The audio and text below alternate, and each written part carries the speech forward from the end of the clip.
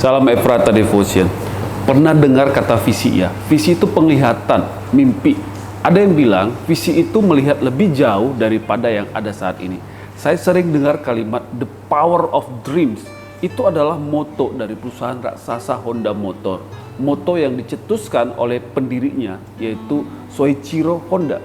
Nah, kita lihat aja produk-produk Honda masih eksis saat ini walau sudah bertahun-tahun berjalan, masih kuat kan? Itulah kekuatan dari visi. Apalagi kalau kita melihat Tuhan dan kebesarannya. Saya percaya itu akan memampukan kita melewati banyak tantangan dan mengalami kemenangan.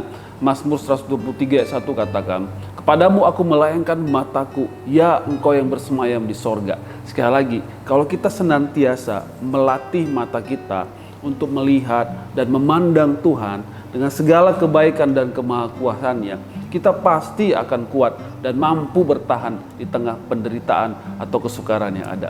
Ingat Yusuf, seorang yang disertai Tuhan. Ia pernah bermimpi. Dalam Kejadian 37:5 dikatakan pada suatu kali bermimpilah Yusuf. Lalu mimpinya itu diceritakannya kepada saudara-saudaranya.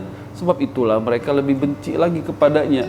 Mimpi Yusuf itu tentang bagaimana saudara-saudaranya termasuk ayahnya sujud menyembah kepada dia. Ini memang kontroversi bagi mereka yang membuat Yusuf dibenci oleh saudara-saudaranya. Bahkan Yusuf diperlakukan dengan jahat. Dan tidak jarang Yusuf jalan hidup yang penuh tekanan dan persoalan. Tetapi mimpi Yusuf tetap dia pegang. Dia percaya itu tuntunan Tuhan bagi dia. Yusuf tetap memandang Tuhan walau dia dijual jadi budak. Puji Tuhan dia lewati kesukaran. Dia difitnah oleh istri Potifar. Tetap ia memandang Tuhan walau harus penjara menjadi tempat dia hidup. Tapi Tuhan tolong dan angkat dia keluar dari penjara, bahkan menjadi tangan kanan Firaun.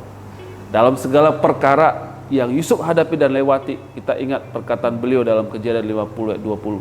Memang kamu telah merekarkakan yang jahat terhadap aku, tetapi Allah telah merekarkakannya untuk kebaikan, dengan maksud melakukan seperti yang terjadi sekarang ini, yakni memelihara hidup suatu bangsa yang besar.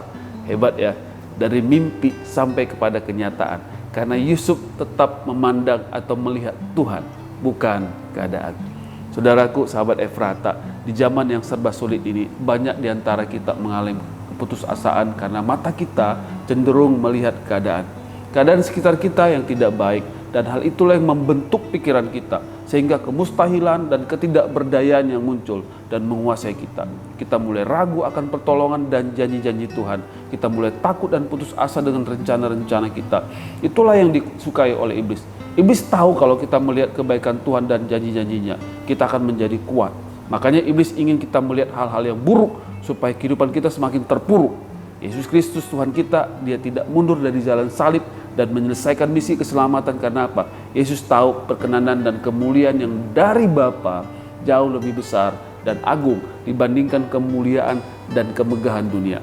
Tetaplah memandang Tuhan, bukan keadaan. Jangan melihat masalah, tapi lihatlah kebesaran dan kuasa Allah dengan mata iman kita.